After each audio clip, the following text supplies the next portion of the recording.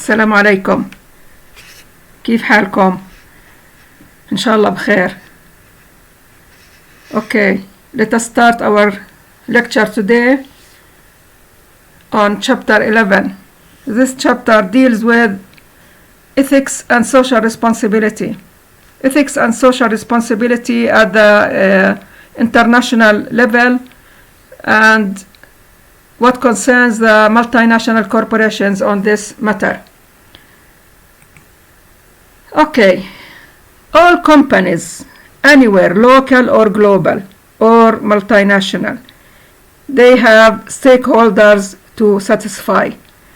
You remember when we talked about organizations as open systems, we said that organizations consist from input, process, outputs, and the feedback.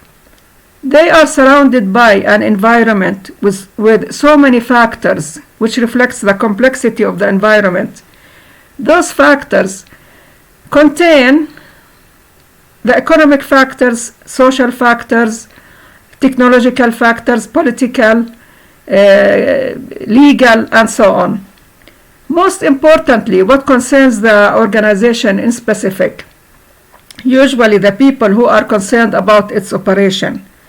Any organization, whether it is local or multinational, working in other countries around the world, they are concerned about stakeholders. Stakeholders, they are all those parties who are concerned about the operation of the organization and its success, its profits, and so on.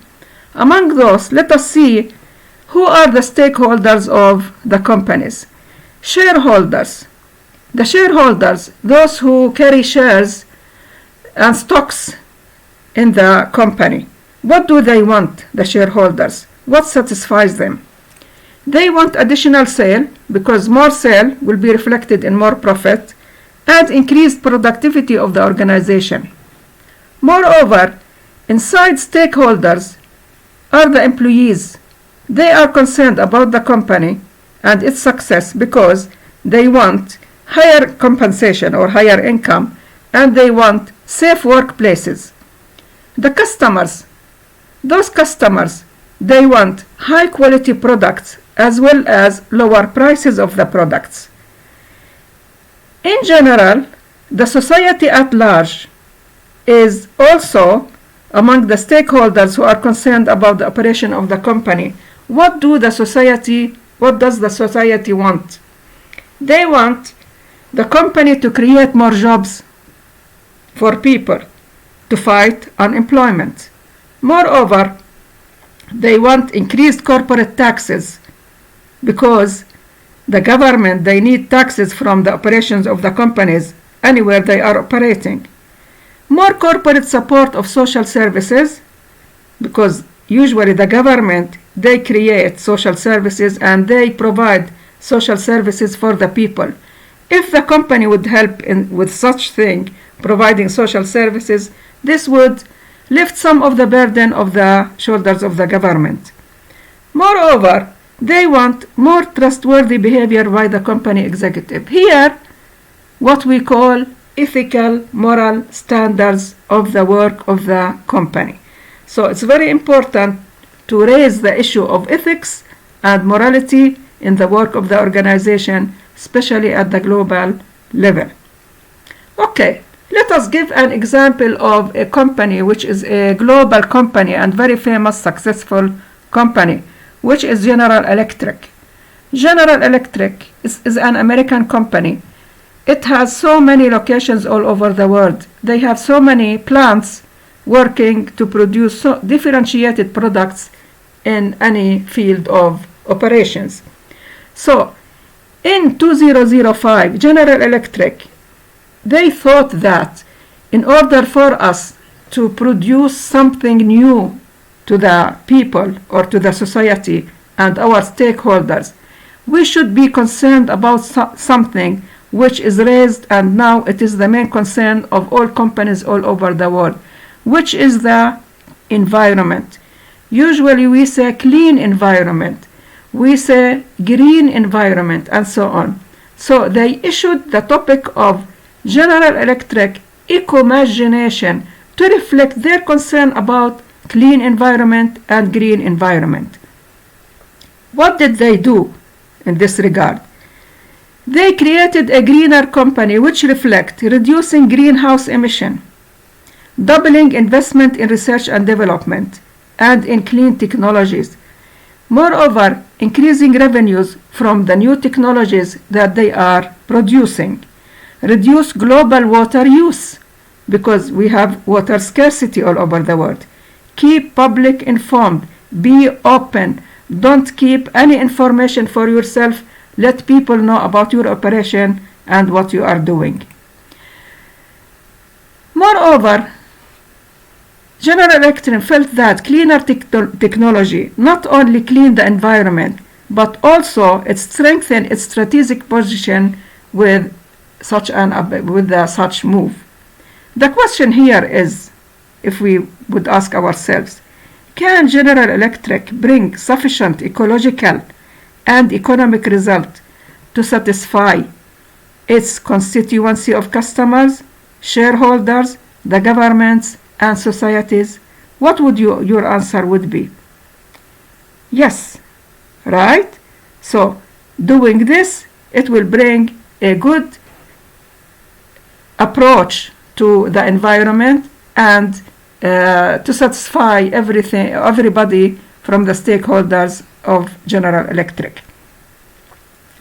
Let us move to foundation of ethical behavior. As long as we are talking about multinational and global companies who seek the satisfaction of the countries and the people and the societies wherever they are located. This means that being ethical and taking into consideration our moral actions will impact our operations anywhere, wherever we are, because it will be reflected on our competitive advantage and our operation all over the world. So, the ethical development happens at 3 levels. Usually it happens, which we call pre-conventional or conservative. Usually children, they learn what is right and wrong, but they don't understand why. They cannot separate why wrong is wrong and right is right. So this is before their understanding, or they are not mature enough to differentiate between the two meanings. Then they move to the conventional phase with rule conformity, which means that I am abiding by the laws of the society and the laws of my people and the laws of my organization, because I should be restricted with certain actions that will teach me to differentiate between the right and wrong in more specific manner.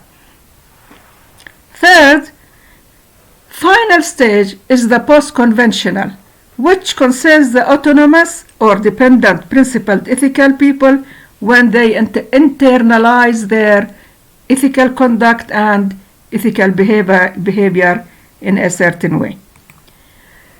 Okay, there are 3 approaches to ethical behavior. If we consider the first one is called teleological approach. Teleological approach. In this approach, usually, decisions are based on the consequence of the action. I take the decision bearing in mind that any action I will take, if it is right, so the consequence will be good. If it is wrong, then the consequences will be bad and it will be reflected on me in a bad manner. The other approach is called utilitarianism or practical and effective approach. This is a difficult word anyway, but it means practical and effective.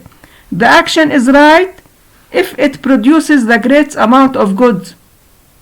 So I am looking for good results, then my action should be more effective in a better way. Finally, the last approach is deontological, which means that the moral judgments are made and moral reasoning occurred independently of consequence.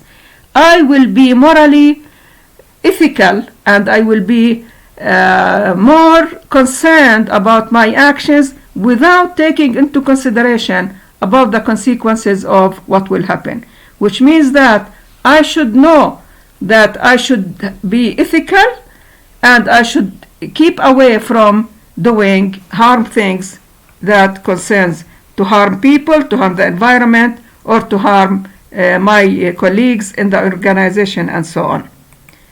Okay, let me stop here, and we will move next lecture, inshallah, talking about why do companies care, especially multinational corporations. They care about all the introduction that I've introduced to you concerning ethical behavior and ethical conduct, which will be reflected in a positive or negative manner on the company.